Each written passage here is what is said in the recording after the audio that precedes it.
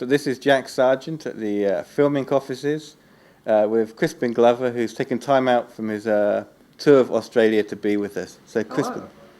Glad to be here. I guess most people watching this are going to know you from acting. Mm-hmm. Yeah.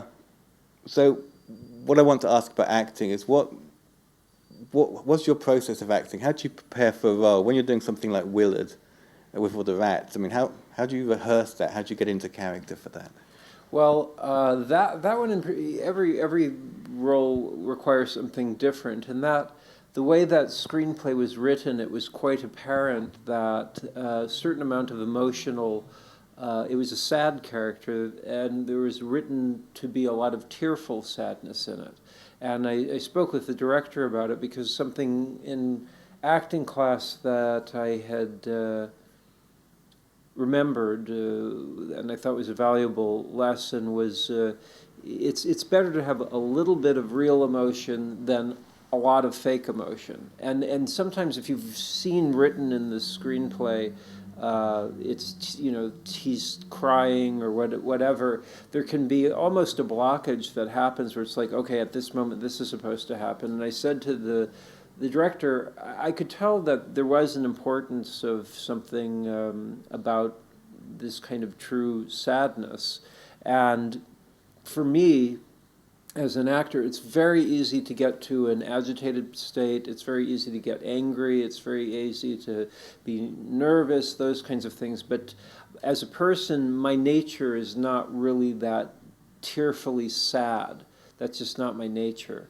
But I knew that I felt that if I concentrated in a certain way and was the director was open to that it didn't have to be at this place or at this place, that it could happen, or it didn't need to be huge at this point or small at this point. And he said, oh, I wrote that because it was just something for the studio people. It really doesn't matter. He was very good about that, actually.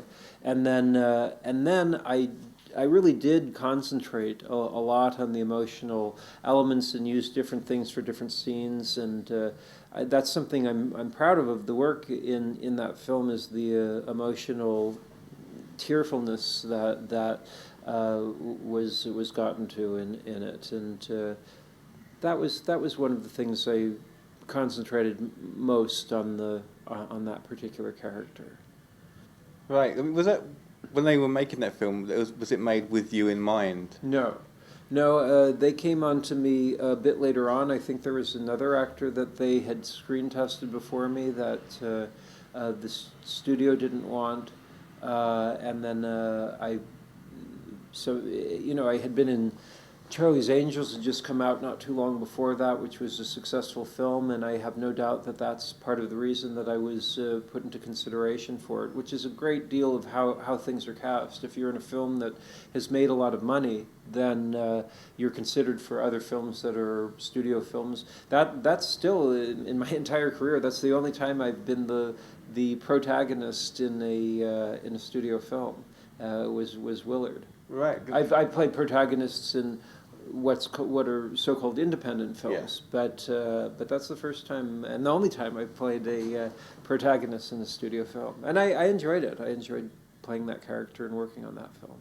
I think it's also because of obviously the song Ben, the video for Ben. So that's right. Yeah, I directed that, and there's one element in that video, the promotion for the movie, but I'm kind of flying down onto a set, and that's taken from a visual that's in What Is It? Although the set is much more extravagant in What Is It? A much more worked on and full set. That's more of a backdrop in the Ben video, but I stole from my own earlier directing thing. Although the Ben video was completed before What Is It? What Is It took 9.5 years to make, which I guess we should say that's why I'm here. In Australia, I'm showing both What Is It and its sequel, Everything Is Fine, on subsequent nights all over Australia, in I think 6 different cities. Right. And people can know exactly where I'm going to be on what nights on my website on crispinglover.com. And we're in Sydney right now, and I'll be at Sydney at the Chauvel Cinema. Yeah, the Chauvel on the Yeah. 7th and 9th of I think October, that's I right. believe. Yeah. Yeah, and that's toward the end. So there's next week I'm in Melbourne, and I know I'm in Adelaide. I know I'm in Tasmania, but that's not the city, of course. I'm forgetting all of the names of the places I'm supposed to be, but I'm going to be touring with the films for years. So just because I'm in Australia right now doesn't mean that's the only time to go look at crispinglover.com. And people can join up at crispinglover.com, and it will email them when I'm going to be wherever I'm going to be with which film if they sign up. They'll get a lot of emails because I don't portion it out in areas because I know people travel, and I've had people just get the email and say, oh, I'm here, and they came to the show, so they'll get a lot of emails. But if they're interested, that's really the best way, because this is more like vaudeville, what I'm doing, because I perform a live show before it. I have 8 different books on part 1 of the big, what I call Crispin Glover's big slideshow, which is a dramatic narration of 8 different books that I've made over the years. Now I have 2 slideshows. In fact, Oakmont, which you've said you've enjoyed, is this is in part 2 of the slideshow. I didn't used to perform this one. It's actually a more difficult book to perform.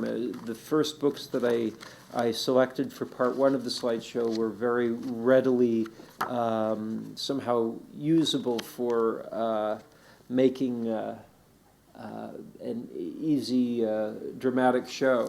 This one's a little more of a complex book, but it's a very good book. But when I first started publishing books in 1988, people said to me, oh, you should have book readings. But the books are so visual that if I just read them, a lot of what is going on would get lost. So I have the images projected behind me, and then I dramatically narrate them. So I do a 1-hour presentation before What Is It? Then that film is 72 minutes long. Then I have a Q&A, which generally is 45 minutes to an hour. And then I have a book signing after that, which that lasts as long as there are people there.